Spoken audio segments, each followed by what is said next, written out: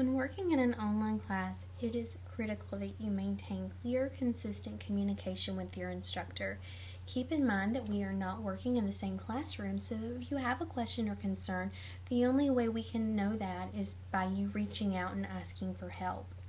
It's important also that you can maintain consistent monthly contact with both your parent, the student, and the instructor, so we can communicate any concerns, questions, and celebrate your progress as you're moving through the material. To contact your instructor, you should be able to easily locate the phone number that can be used for the course and the email addresses. Phone numbers can be used for text or voice calls, and email addresses can be used for all communication as well.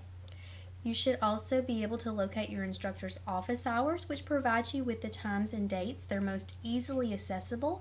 However, keep in mind your instructor is always going to return your contact within 24 business hours.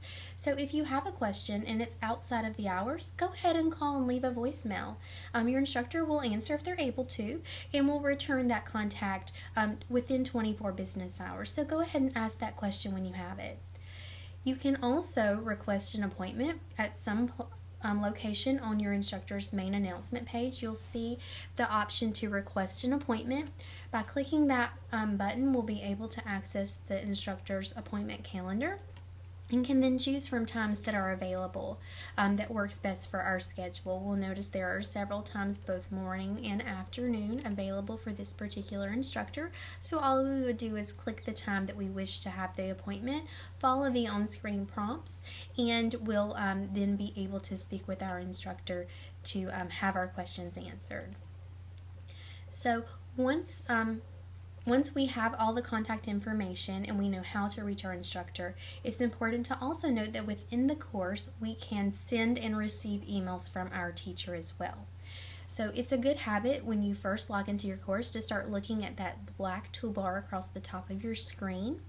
There is an envelope icon that will have a red number over it when you have an email message in your inbox. So it's a good habit to go ahead and click that envelope.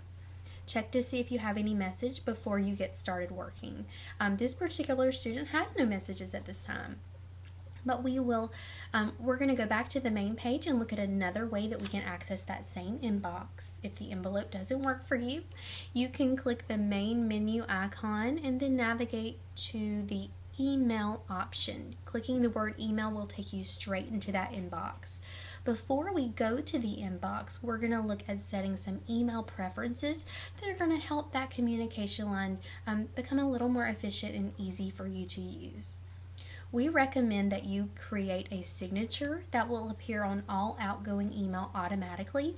This will help your instructor more efficiently be able to answer your questions. If you don't sign your emails and we are not sure exactly who you are when that question comes in, it may take a little time to identify the student in the course before that contact is able to be returned. So by creating the signature line, you're going to help your instructor more efficiently and quickly return your contact.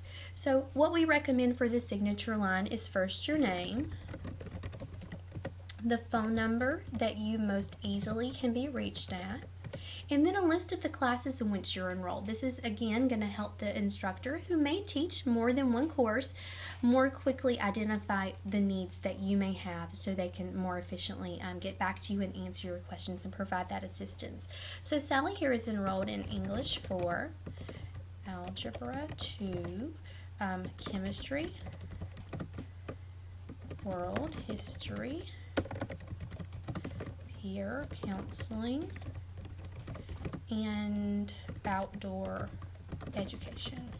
So Sally has her 6 classes there listed. She has the phone numbers she can most easily be reached at and her name. And all she'll need to do is click Update Preferences, and that will automatically appear on all outgoing email. While we're on this email preferences page, you'll notice there's a forwarding address bar. If Sally has an email address that automatically syncs with her phone and she checks it frequently throughout the day, she may consider entering that email address here. So that information that is sent from her instructor will automatically come into her hand, and she can more efficiently communicate more quickly with the instructor. That forwarding address is not required. So once we've created our signature, we're going to click update preferences, and then we'll be taken straight into our email inbox. So we'll notice as we go to compose a new message, that signature line is going to automatically appear. So now Sally can type to her instructor the questions she has.